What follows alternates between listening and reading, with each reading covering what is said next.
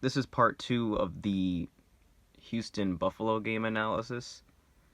I ended off on talking about how Carlos Hyde had an impact. One thing to be mindful of, which doesn't really have the most bearing on the game, Houston went scoreless in the first quarter in half of their regular season games.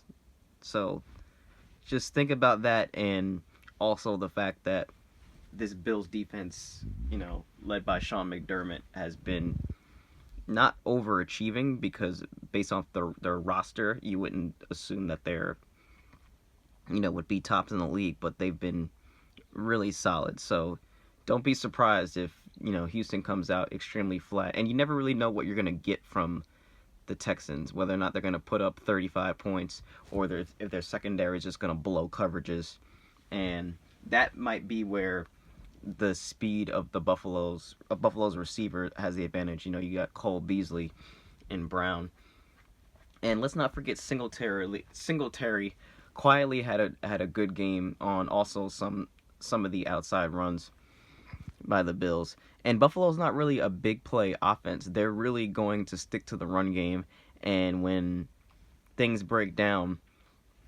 um, and when things break down, Josh Allen's scramble ability is going to move the sticks.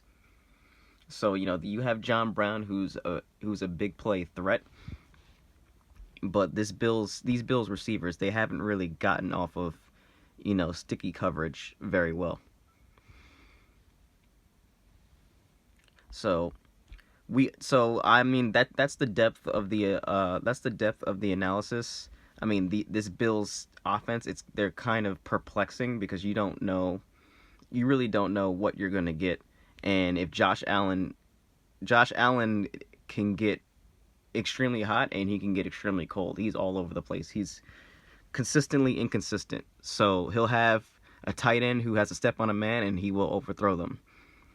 So it's really hard to analyze that and see what the Bills are going to do. But that's basically the depth of it, and who knows who's going to win this game.